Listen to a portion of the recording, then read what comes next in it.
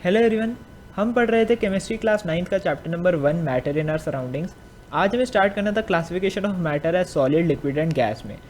हम मैटर को physical properties के बेसिस पे क्लासीफाई कर सकते हैं, सॉलिड, लिक्विड एंड गैस। तो अब इन तीनों को हमने इस मैटर की तीन क्लासिफिकेशन किस बेसिस पे करी हैं, अभी हमें वो पढ़ना है। ठीक है, तो सबसे पहले आता है हमारे पास सॉलिड। सॉलिड्स क्या होते हैं? सॉलिड्स वो मैटर होते हैं जिनके पार्टिकल्स आपस में बहुत क्लोजली पैक्ड होते हैं। ठीक है, और ये जो स्ट्रॉन्ग फोर्स होती है ये पार्टिकल्स को एक साथ इकट्ठा करके रखती है, और वो पार्टिकल्स अपनी ही जगह पे वाइब्रेट होते हैं फिक्स्ड पोजीशंस पे रह के।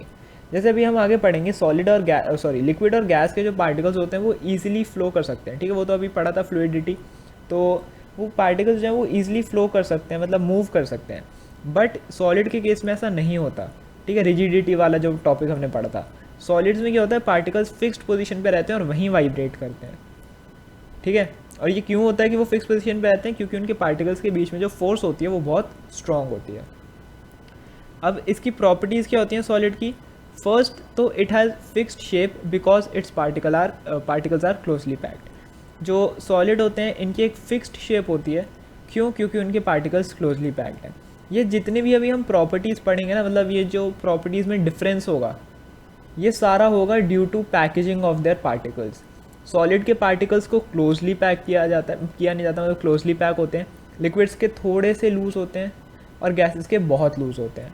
तो इन्हीं की वजह से इनकी सारी प्रॉपर्टीज़ में डिफरेंस आ जाता है। और इनकी सारी प्रॉपर्टीज़ का रीज़न भी ये है। अभी देखना, हम सॉलिड की 6 प्रॉपर्टीज़ पढ़ेंगे। Most of them same reason कि it's particles are closely packed या पार्टिकल्स आर फिक्स्ड। तो फर्स्ट हो गया इट हैज़ फिक्स शेप, क्योंकि उसके पार्टिकल्स क्लोजली पैक होते हैं। बहुत क्लोजली पैक होंगे तो फिक्स शेप होगी, रिजिड होगा। It has fixed volume because spaces between it particles are fixed. ये अपने बीच की स्पेसेस चेंज नहीं कर सकते। इनकी जो बीच की स्पेस है वो हमेशा फिक्स्ड रहेगी। चेंज कर सकते तो क्या होता, वो आपस में दूर दूर चले जाते, वॉल्यूम बढ़ जाती, बट नहीं जा सकते, जिसकी वजह से वॉल्यूम सेम रहती है। A solid can not be compressed because its particles are very closely packed. हम किसी भी सॉलिड को दबा के छोटा नहीं कर सकते। और क्यों नहीं कर सकते? क्योंकि उसके जो पार्टिकल्स होते हैं बहुत क्लोजली पैक होते हैं। Fourth point, a solid has high density because its particles are very close. इसकी डेंसिटी बहुत ज़्यादा होती है। ठीक है, काफ़ी हैवी होते हैं सॉलिड्स, हाई डेंसिटी होती है। क्यों? क्योंकि इनके पार्टिकल्स दोबारा से काफ़ी क्लोज होते हैं। लास्ट दो प्रॉपर्टीज़ ई है कि a solid doesn't fill its container completely because its particles are tightly held together. आप सॉलिड को कहीं भी डालोगे ना, वो उस कंटेनर को कम्प्लीटली फिल नहीं करेगा, थोड़े से गैप्स रह जाएंगे। चाहे आप उसे इतना भर दो कि आपको लगे कि अब ये बिल्कुल भर चुका है, अब उसमें कुछ नहीं आ सकता। बट अगर हम माइक्रोस्कोपिक लेवल पे देखेंगे, मतलब बहुत छोटे से छोटा देखेंगे, तो बीच में हमेशा एक गैप बच जाता है। ठीक है, सो a solid doesn't fill its container completely. And F point, a solid does not flow like a liquid because its particles are held very strongly. ये अभी पॉइंट पढ़ ही लिया था, उसके पार्टिकल्स बहुत स्ट्रांगली हेल्ड होते हैं एक दूसरे से, तो वो रिजिड होता है, फ्लो नहीं करता। अब इसमें कुछ एक्सेप्शंस नहीं, मतलब आपके दिमाग में सवाल आ रहा होगा कि जैसे रबड़ होती है, रबड़ तो ईजिली खिंच जाती है, तो वो तो अपनी शेप चेंज कर रही है, लेकिन अभी हमने पढ़ा कि उनकी फिक्स्ड शेप होती है। तो देखो, रबड़ जो है वो अपनी शेप चेंज कर रही है, बट कब कर रही है? जब हम उस पर फोर्स लगा रहे हैं। अगर हम उस फोर्स को हटा देंगे तो वापस से अपनी ओरिजिनल शेप में आ जाएगी ना। तो सॉलिड ने शेप तो नहीं बदली, वो तो हम उस पर फोर्स लगा रहे हैं, उस दबाव में, उस फोर्स में आके उसने अपनी शेप चेंज कर ली।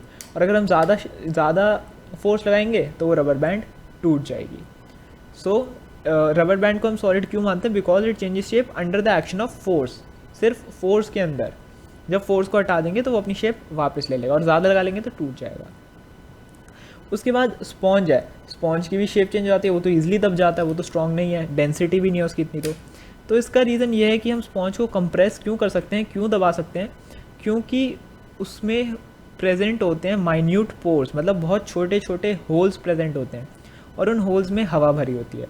तो जब हम स्पॉन्ज को कंप्रेस करते हैं तो क्या होता है, वो जो हवा है वो बाहर निकल जाती है। मतलब हम कंप्रेस इसीलिए कर पाते हैं क्योंकि उसके बीच में एयर है।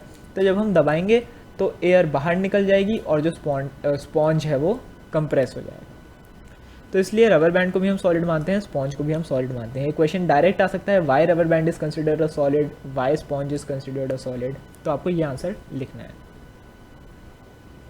सेकेंड आ जाता है हमारे पास लिक्विड्स। लिक्विड्स में जो पार्टिकल्स होते हैं वो क्लोज होते हैं बट इतना नहीं होते जितना सॉलिड्स में थे। जो स्पेसेस होती हैं पार्टिकल्स के बीच में वो थोड़ी सी ज़्यादा होती हैं दैन सॉलिड, बट फिर भी बहुत कम होती है। ठीक है, सॉलिड से तो ज़्यादा होती है बट नेग्लिजिबल ही होती है। प्रॉपर्टीज़ क्या क्या होती हैं लिक्विड की? It doesn't has fixed shape due to comparatively less force of attraction between its particles. इसकी फिक्स्ड शेप नहीं होती, आप पानी को जिस कंटेनर में डालोगे वो उसकी शेप ले लेगा। क्यों? क्योंकि इसके बीच में जो स्पेसेस हैं वो इसके बीच में जो फोर्सेस ऑफ अट्रैक्शन है पार्टिकल्स के बीच में वो कंपेरेटिवली थोड़ी कम है एज़ कम्पेयर टू सॉलिड।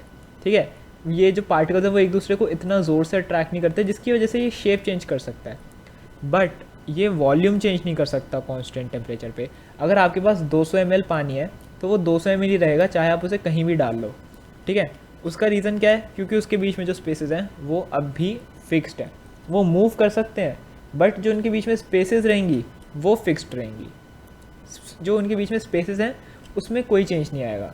मतलब जस्ट फॉर एन एग्जांपल मान लो आगे वाले पार्टिकल और पीछे वाले पार्टिकल, दो पार्टिकल्स हैं, चलो मैं आपको बता के दिखा देता हूँ।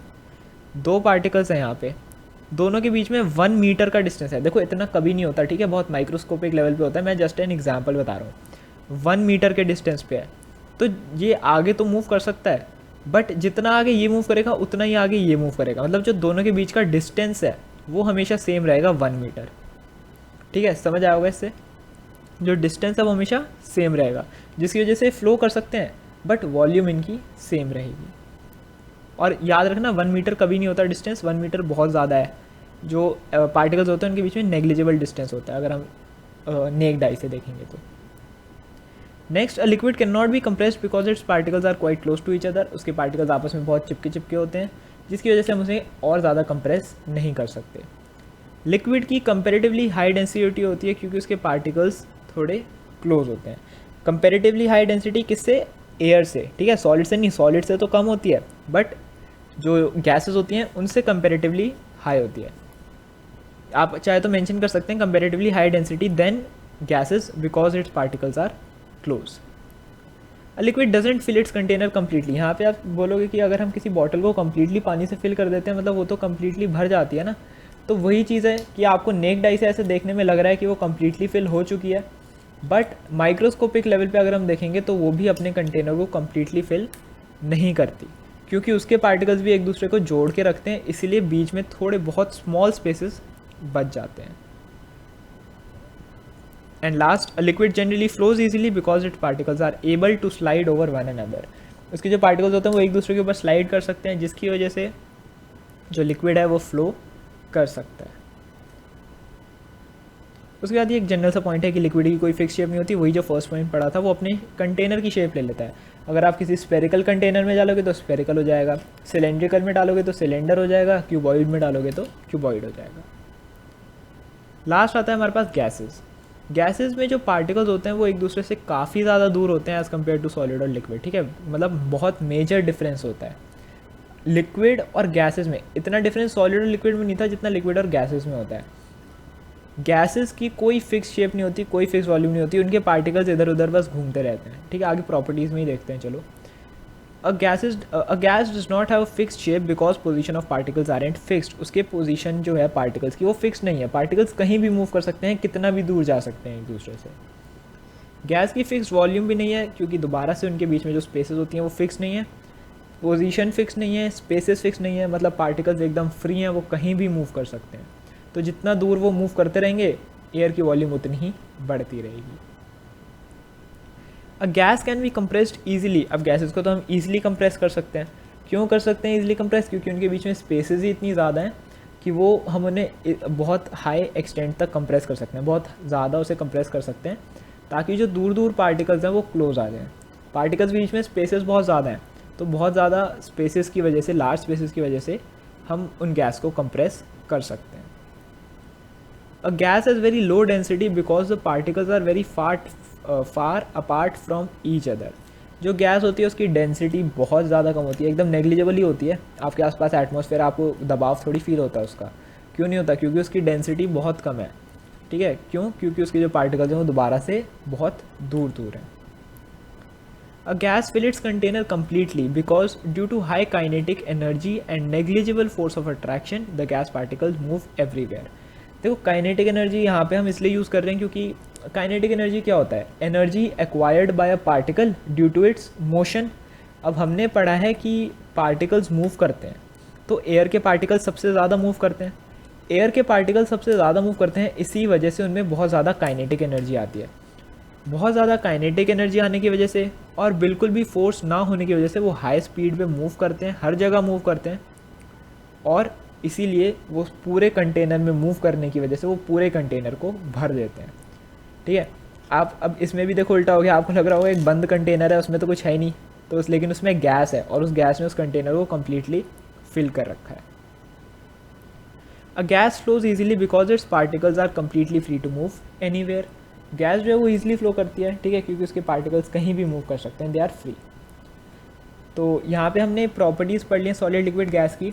अब इसके बाद एक छोटा सा टॉपिक है डिफ्यूजन, जो हम नेक्स्ट वीडियो में कवर करेंगे।